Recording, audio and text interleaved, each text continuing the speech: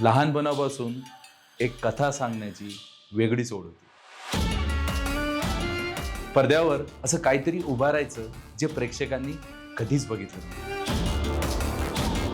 आल्यार पल्यार झाल्यानंतर मनामध्ये एक बीज होती की काहीतरी धाडसी करावं, काहीतरी वेगळं करावं, आणि त्यातनं जन्म झाला कबाडकोचा. हा एक फक्त चित्रपट नाही, हा एक एक्सपिरियन्स. मराठी चित्रपट सृष्टीतला पहिला युनिव्हर्स.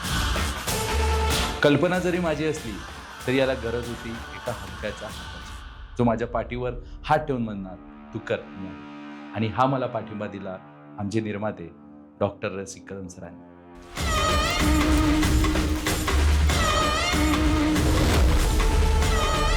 या फिल्मला शेकडो हातांची मेहनत लागली. प्रत्येक दृश्य जिवंत करणारे आमचे कलाकार, तहान भूक विसरून काम करणारी माझी टीम, आणि कल्पनेपेक्षा मोठं वास्तव्य उभं राहील ते भव्य सेट.